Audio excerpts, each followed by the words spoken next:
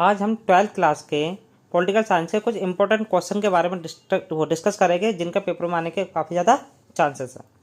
हम पहला क्वेश्चन पढ़ेंगे, सोवियत संघ के विघटन के क्या कारण थे। तो सोवियत संघ के विघटन के कई सारे कारण रहे, उनमें से मैंने कुछ कारण इसमें मेंशन करे हैं। पहला कारण था एक ही पार्टी का दबदबा। सोवियत संघ में 70 सालों तक एक ही पार्टी का दबदबा था, कम्युनिस्ट पार्टी का। इसलिए इस पार्टी के जो अधिकतर नेता थे वो भ्रष्टाचारी हो गए थे, जनता के प्रति जवाबदेह नहीं रहे थे, जिस कारण जनता ने इनका विरोध करा। अगला कारण है हमारा हथियारों की होड़। शीत युद्ध के दौरान सोवियत संघ ने अमेरिका के साथ हथियारों की होड़ की। अपने ज़्यादा से ज़्यादा संसाधन उसने हथियार बनाने में लगाए, अपना ज़्यादा से ज़्यादा पैसा हथियार बनाने में लगाया, जिस कारण से वो आर्थिक रूप से पिछड़ गया। हमारा तीसरा कारण है नौकरशाही का सख्त शिकंजा। सोवियत संघ में सरकारी कर्मचारी ताकतवर थे क्योंकि उन्हें ज़्यादा महत्व दिया जाता था, जिस कारण वो भ्रष्टाचारी हो गए और जनता का कोई भी काम नहीं करते। जनता ने इनका भी विरोध करना शुरू कर दिया। हमारा अगला कारण है सोवियत संघ का अफगानिस्तान में हस्तक्षेप। सोवियत संघ ने 1979 में अपनी सेना अफगानिस्तान में भेज दी थी। अभी देखो, पहले उसने हथियार में ज़्यादा ज़्यादा पैसा लगा के उसकी हालत बहुत ज़्यादा ख़राब हो गई थी। अब उसने अपनी सेना कहाँ भेज दी? अफगानिस्तान, जिस कारण उसकी हालत और ज़्यादा क्या हो गई? आर्थिक रूप से खराब हो गई। हमारा पांचवा कारण है जनता की जागरूकता। सोवियत संघ की जनता को यह बताया जा रहा था कि वे अमेरिका और पश्चिमी देश के मुकाबले बहुत ज़्यादा आगे निकल चुके हैं। जबकि जब जनता को पता चला, उनकी जागरूकता बढ़ी, तो पता चला कि सोवियत संघ पश्चिमी देशों के मुकाबले काफ़ी ज़्यादा पिछड़ चुके हैं, जिस कारण जनता को गुस्सा आया। उन्होंने सोवियत संघ के विघटन की मांग करी। हमारा लास्ट कारण है गोर्बाचेव की सुधार की नीतियाँ। गोर्बाचेव सोवियत संघ के अंतिम राष्ट्रपति थे। ये 1985 बने थे। ये काफ़ी अच्छे राष्ट्रपति माने जाते हैं सोवियत संघ के। इनने काफ़ी सारे सुधार करे, जैसे जनता के अधिकारों में वृद्धि करी, सोवियत सेना को अफगानिस्तान से वापस बुला लिया, हथियारों की होड़ समाप्त कराई। जो इनके कार्य थे ना, इनके कार्यों कई सारे नेताओं को अच्छे नहीं लगे, जिस कारण इनका विरोध करा और मजबूरी में आकर इन्होंने 25 दिसंबर 1991 में सोवियत संघ का विघटन कर दिया। हमारा दूसरा इम्पोर्टेंट क्वेश्चन है सोवियत संघ के विघटन के परिणाम। सोवियत संघ का विघटन 25 दिसंबर 1991 को हुआ था। गोर्बाचेव ने इसकी घोषणा करी थी। सोवियत संघ के विघटन के बाद कुछ घटनाएं घटी, हम उनके बारे में पढ़ेंगे। पहला, सोवियत संघ के विघटन के बाद शीत युद्ध की समाप्ति हुई, क्योंकि शीत युद्ध अमेरिका और सोवियत संघ के बीच में चल रहा था। जब सोवियत संघ का विघटन हो गया तो शीत युद्ध भी समाप्त हो गया। हमारा दूसरा परिणाम जो सोवियत संघ के विघटन का हुआ वो था हथियारों की होड़ का समाप्त होना। हथियार की होड़ सोवियत संघ और अमेरिका के बीच में चल रहे थे। जब सोवियत संघ का विघटन हो गया तो हथियार की होड़ भी समाप्त हो गई। हमारा तीसरा परिणाम है विचारधात्मक संघर्ष की समाप्ति। अमेरिका और सोवियत संघ के बीच में विचारधारा को लेकर भी विवाद था। अमेरिका का मानना था कि पूंजीवादी विचारधारा अच्छी है, जबकि सोवियत संघ का मानना था कि समाजवादी विचारधारा अच्छी है। जब सोवियत संघ का विघटन हो गया तो ये विचारधात्मक जो संघर्ष था ये भी समाप्त हो गया। अगला कारण है अमेरिका का एकमात्र महाशक्ति बनना। अमेरिका और सोवियत संघ विश्व की दो महाशक्ति हुआ करते थे। जब सोवियत संघ का विघटन हो गया तो अमेरिका पूरे विश्व में एकमात्र महाशक्ति बनकर रह गया। अगला परिणाम है छोटे छोटे देशों का उदय। सोवियत संघ 15 गणराज्यों से मिलकर बना हुआ था। जब सोवियत संघ का विघटन हुआ तो 15 गणराज्य, ये 15 देश अस्तित्व में आए। ये कुछ सोवियत संघ के विघटन के परिणाम थे। तो हमने पढ़े, एक बार रिवाइज करते हैं। शीत युद्ध की समाप्ति पहला कारण। दूसरा था हथियार की होड़ का समाप्त होना। तीसरा विचारधात्मक संघर्ष की समाप्ति। चौथा अमेरिका का एक महाशक्ति बनना। पांचवा छोटे छोटे देशों का उदय। अगला क्वेश्चन है, शॉक थेरेपी क्या है तथा इसके क्या परिणाम हुए, व्याख्या करें। देखो, शॉक थेरेपी एक आर्थिक मॉडल है। इसका शाब्दिक अर्थ आघात पहुंचाकर उपचार करना है। विश्व बैंक और अंतर्राष्ट्रीय मुद्रा के द्वारा यह मॉडल दिया गया था।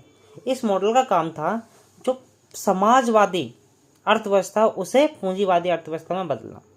ये मॉडल रूस तथा पूर्वी यूरोप के देशों के द्वारा अपनाया गया था। इस मॉडल के कुछ परिणाम हुए, शॉक थेरेपी के कुछ परिणाम हुए, उसके बारे में डिस्कस करेंगे। यह मॉडल पूरी तरह असफल रहा। इससे रूस का औद्योगिक ढांचा चरमरा गया। रूस की जो अर्थव्यवस्था थी उसे काफ़ी ज़्यादा नुकसान हुआ शॉक थेरेपी के कारण। इसका पहला परिणाम हुआ। इसका दूसरा परिणाम था रूसी मुद्रा रूबल में गिरावट आई। तीसरा कारण, रूस के 90% सार्वजनिक उद्योग, मतलब 90% जो सरकारी उद्योग थे रूस के, उन्हें औने पौने दामों में, बहुत सस्ते दामों में बेच दिया गया, जिसे इतिहास की सबसे बड़ी गराज सेल भी कहा गया। चौथा कारण, आर्थिक असमानता बढ़ी। गरीब और ज़्यादा गरीब हो गए, अमीर और ज़्यादा अमीर हो गए। सामूहिक खेती प्रणाली समाप्त हो गई, जिससे खाद्यान्न संकट उत्पन्न हो गया। माफिया वर्ग ताकतवर बन के उभरा। जो क्या होते हैं, तुम्हारा माफिया लोग होते हैं, ऐसे लोग जो क्या होते हैं, तुम्हारे गुंडे टाइप के लोग, उन्हें माफिया वर्ग कहा जाता है। माफिया वर्ग ताकतवर बन के उभरा रूस में शॉक थेरेपी के बाद। हमारा अगला क्वेश्चन है, मार्शल योजना क्या है। देखो, दूसरे विश्व युद्ध के बाद पश्चिमी जो यूरोप के देश थे, मतलब पूरा यूरोप में ही दूसरा विश्व युद्ध हुआ था, तो यूरोप बहुत ज़्यादा पिछड़ गया था दूसरे विश्व युद्ध के कारण, कि दूसरा विश्व युद्ध यूरोप में ही लड़ा गया था, जिस कारण यूरोप की हालत बहुत ज़्यादा ख़राब हो गई थी। तो अमेरिका ने यूरोप की मदद करने के लिए एक संगठन बनाया, एक योजना बनाई, जिसे मार्शल योजना कहा जाता है। ये योजना 1948 में बनाई थी। अगला है, चीनी अर्थव्यवस्था का उत्थान कैसे हुआ, या चीन ने अपनी आर्थिक विकास करने के लिए कौन कौन से कदम उठाए। तो चीन ने अपने आर्थिक विकास करने के लिए कई सारे कदम उठाए थे। उनमें से देखो, पहला कारण हमारा अमेरिका से संबंध। देखो, चीन ने 1972 में अपना एकांतवास खत्म करा अमेरिका के साथ संबंध बनाकर। जब चीन के संबंध अमेरिका से अच्छे हो गए, तो वैश्विक स्तर पे जितने देशों के संबंध अमेरिका के साथ अच्छे थे, उनसे भी चीन के देश संबंध अच्छे हो गए। अब चीन पश्चिमी यूरोप के देशों के साथ आसानी से व्यापार वगैरह करने लगा। खुले द्वार की नीति, 1978 में चीन ने खुले द्वार की नीति अपनाई, मतलब चीन ने अपने दरवाजे सभी देशों के लिए खोल दिए। अगला है कृषि का निजीकरण। चीन ने 1982 में कृषि को निजी हाथों में सौंप दिया, जिस कारण से कृषि उत्पादन में वृद्धि हुई, किसानों की आय बढ़ी, विदेशी मुद्रा का भंडार चीन में आने लगा। उद्योग का निजीकरण, चौथा कारण है उद्योग का निजीकरण। चीन ने 1998 में उद्योग का निजीकरण कर दिया, जिससे बड़े पैमाने पर विदेशी कंपनियों ने चीन में निवेश करना शुरू कर दिया। जब चीन में निवेश बढ़ा तो चीन में रोजगार में भी वृद्धि आई। चीन ने एक काम और करा था, सेज की स्थापना, स्पेशल इकोनॉमिक जोन की स्थापना की थी।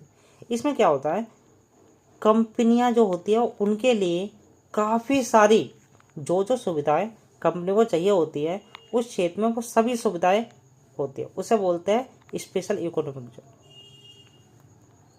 अगला WTO, चीन 2001 में विश्व व्यापार संगठन का सदस्य बना, जिससे अब जितने भी देश विश्व व्यापार संगठन के सदस्य थे वे सभी देश चीन के साथ मुक्त व्यापार करने लगे। इन सभी कारणों की वजह से चीन की अर्थव्यवस्था का उत्थान हुआ। चीन एक ताकतवर देश बनकर उभरा। अगला क्वेश्चन पढ़ेंगे, भारत और चीन के सकारात्मक संबंध। तो भारत चीन हम बात करें तो अगर हम पश्चिमी साम्राज्य के उदय से पहले, जो पश्चिमी साम्राज्य था यूरोप वगैरह, इनके उदय से पहले भारत और चीन एशिया की महाशक्ति हुआ करते थे। 1988 में भारत के प्रधानमंत्री राजीव गांधी ने चीन का दौरा किया। इसके बाद दोनों देशों ने सीमा पर शांति स्थापित करने के कई सारे प्रयास करे। हमने देखा कि 1962 में भारत और चीन का युद्ध हो गया था। उस युद्ध के बाद पहले प्रधानमंत्री राजीव गांधी थे, जो कहाँ गए थे? चीन गए थे, भारत और चीन के संबंधों को ठीक करने के लिए। अगला पॉइंट हमारा, दोनों देशों ने अपने रिश्ते सुधारने के लिए सीमा पर 4 पोस्ट खोले ताकि इन देशों के बीच व्यापार में बढ़ोतरी हो सके। अगला पॉइंट है, 1999 से भारत और चीन के बीच व्यापार में प्रत्येक वर्ष 30% की वृद्धि हो रही है। 1992 में भारत और चीन के बीच 33 करोड़ 80 लाख का द्विपक्षीय व्यापार हुआ था, जो 2017 में बढ़कर कितना हो गया? 84 अरब डॉलर हो गया। इससे पता चलता है कि भारत और चीन के बीच में आर्थिक संबंध में बहुत ज़्यादा क्या है? अच्छे। अब दोनों देश ऐसे मामले पे भी सहयोग करने लगे जिन मामलों पे पहले दोनों के बीच में लड़ाई होती थी या मत एक जैसा नहीं हो पाता था। अब दोनों उन मामलों में भी एक दूसरे का समर्थन करते हैं। विश्व स्तर पर दोनों देश एक जैसी नीतियां बनाते हैं। दोनों ने एक जैसी नीति अपना रखी है। चीन के प्रधानमंत्री भारत आते हैं और भारत के प्रधानमंत्री बीजिंग, है ना, चीन की राजधानी चीन में जाते हैं। ओके, अगला क्वेश्चन हमारा, आसियान के प्रमुख उद्देश्य बताइए। देखो, आसियान के बारे में पढ़ रखा है। आसियान एक क्या है? क्षेत्रीय संगठन है। इसकी अगर स्थापना 1967 में हुई थी। कब हुई थी इसका स्थापना? 1967 में, थाईलैंड की राजधानी बैंकॉक में। 5 देशों ने इसकी स्थापना की थी, इंडोनेशिया, मलेशिया, फिलीपींस, सिंगापुर और थाईलैंड। बाद में इसमें 5 देश और शामिल हो गए, Vietnam, Cambodia, Darussalam, Laos, Myanmar. अब देखो, वर्तमान में इसकी सदस्य संख्या 10 है। इसके कुछ प्रमुख उद्देश्य हैं, उनके बारे में पढ़ते हैं। आसियान के पहला उद्देश्य है क्षेत्रीय शांति को बढ़ावा देना। मतलब आसियान के साथ जितने भी देश हैं उन सभी देशों में शांति स्थापित करना, इसका पहला उद्देश्य है।